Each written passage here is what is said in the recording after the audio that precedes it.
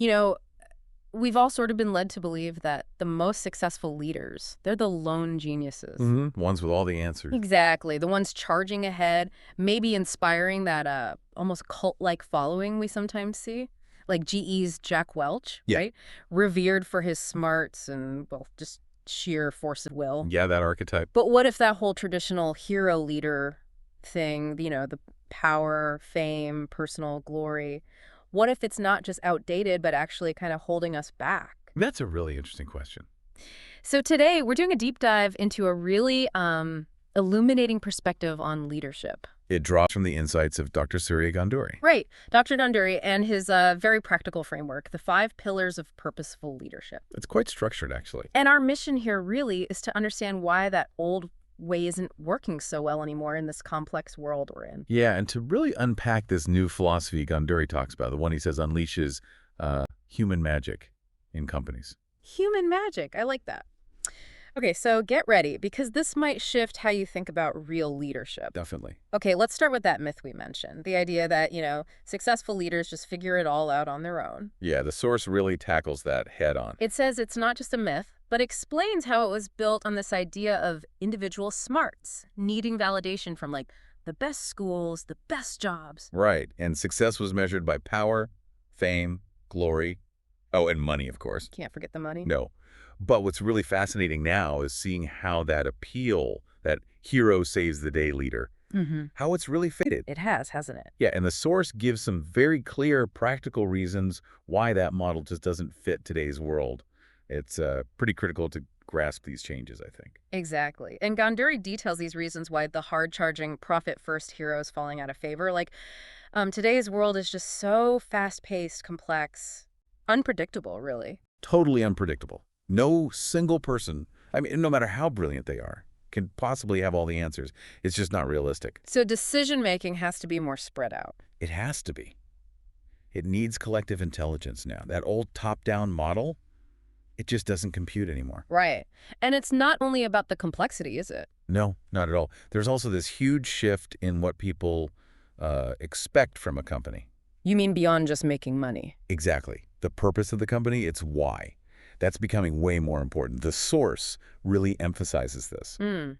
So for a hero leader who's just focused on profit, that must be confusing. It can be really disorienting, yeah, because it demands a much broader view of success, of impact. And what about the employees themselves? They've changed too. Massively. They're not just after a paycheck anymore. People value authenticity, real connection. They don't want a leader pretending to be infallible. That facade of strength. Yeah. I get that. And the work itself, it's different. We've moved beyond just mechanical, repetitive stuff for the most part. More creativity needed now. Yeah, ingenuity, collaboration, deep collaboration.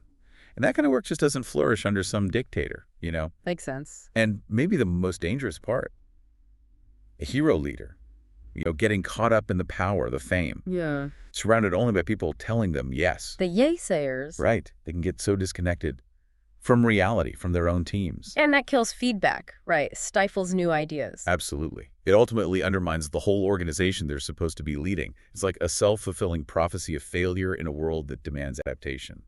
That point about yay-sayers really hits home. It makes you wonder, though, how does a purposeful leader who wants diverse input avoid that same trap? Yeah. Only hearing good news, even with good intentions. That's a great question, and maybe something we touch on as we explore the pillars. Okay. So if the hero leader is fading out, what are people looking for now? What fills that gap? You mentioned this idea of purposeful leadership. What's the big shift? It's a fundamental shift, really. Yeah. If the old way was all about individual genius and control, purposeful leadership is about collective empowerment, collective impact. Okay. And Ganduri's philosophy, it's built on these 5 core things. He calls them clarities. They're designed to help leaders be more resilient, empathetic, transformational, really. 5 clarities, like a compass. Exactly like a well-calibrated compass, guiding a very different kind of leader. Yeah. And each one doesn't just align the leader inside, it creates this ripple effect outward. Okay, let's break them down then. What's the first one? Pillar 1 is clarity of authenticity.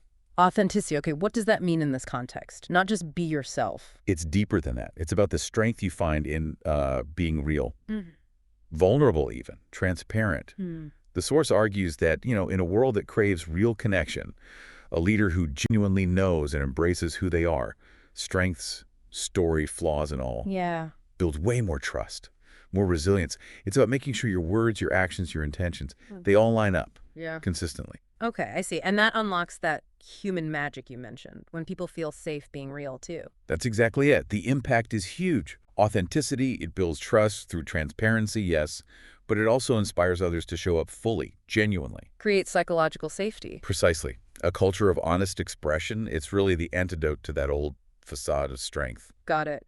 So authenticity builds the trust foundation. What drives these leaders, then, beyond just getting the job done? Well, that brings us neatly to pillar 2, clarity of purpose. Purpose. Okay, Yeah. so not just setting goals. No, it's more fundamental. It's about having this deep-seated understanding of why you lead. What are you trying to achieve beyond the quarterly results or the immediate task? Aligning with a bigger mission, a vision. Yes, making that the ultimate North Star for your leadership. And why is that clarity so important? Because it anchors everything. All your decisions have a meaningful direction. And crucially, it fuels resilience, motivation, not just for you, but for the whole team, especially when things get difficult. Right, when people can connect their day-to-day work to something bigger. That's when you see real engagement, real innovation. They see their contribution matters. Okay, that makes sense. What's pillar 3? Pillar 3 is clarity of role awareness. Role awareness. What's involved there? Knowing your job description? It's more than that. It's knowing your unique place within the whole system. Your specific responsibilities, yes, but also your boundaries, where your influence starts and stops. Okay. And it's also about understanding how your leadership role connects with and supports everyone else around you. Seeing yourself as part of an ecosystem. Ah, the interconnectedness. Exactly. And the impact. Well, it prevents that role confusion or, stepping on toes, which can really mess things up in organizations. Yeah, I've seen that happen. It encourages accountability, focused work, Yeah. but maybe more importantly, it empowers others because you're clearly defining and respecting how everyone depends on each other. So everyone knows their piece of the puzzle and how it fits. Precisely. Makes the whole system work better, more harmoniously. All right. Pillar 4? Pillar 4, clarity of service. Oh, clarity of service. That sounds different. Powerful. It really is. It completely shifts the mindset. Leadership isn't about being in charge. It's a commitment to lift others up, to serve the collective good. So stewardship over control. Yes. Contribution over getting personal credit or glory. It's a huge reorientation away from that self-focused hero leader. Wow. What's the impact of that kind of clarity? Well, it massively strengthens team cohesion, mutual respect. When you model humility, generosity, it creates this pay-it-forward vibe. And honestly, it fosters deep loyalty because people see their leader is genuinely invested in them and their well-being and making a positive impact on their lives. That's where that human magic really comes in, maybe, in those day-to-day interactions. I think so. You really start to see it manifest there. Okay, one pillar left, pillar 5. Pillar 5 is clarity of values. Values, okay. So knowing what you believe in, yes, but it's about deep alignment. Knowing the core beliefs that truly guide your choices, your actions, your priorities, and critically, making those values visible Oh, so? through consistent ethical action. Not just, words on a poster on the wall. It's the moral compass of this purposeful leadership style. The walk has to match the talk. Absolutely. And this clarity, it's what upholds integrity, especially when you face those really tough gray area decisions. It shapes the whole culture around shared principles. And very practically, it acts like a magnet. A magnet. Yeah, it attracts people who share those values, collaborators who are aligned. Yeah. And it tends to naturally repel energies or people who are misaligned. It helps build a really cohesive team. Creates a high-performing environment through shared principles.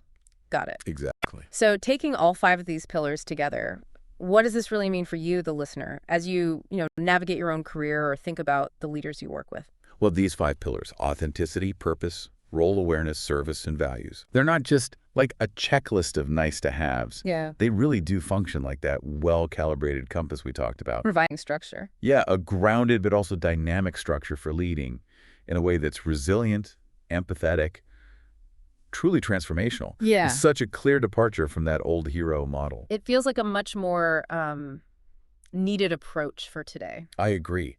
This framework gives us a new lens, doesn't it? A Uh, way to see what effective leadership actually looks like in this messy, fast world. it seems like it boils down to building trust Mm-hmm. Fostering meaning. and really empowering everyone involved, letting their human magic come out. That's a great way to put it. Okay, so as you, our listener, reflect on everything we've sort of unpacked today, here's a thought to take with you. Yeah. Which one of these 5 clarities, authenticity, purpose, role awareness, service, or values, which one feels most important for you to work on right now in your own life, your own work, and why that one? That's a good reflective question. And maybe think about this too. What's just one concrete step, maybe something small, you could take this week to deepen your clarity in that specific area?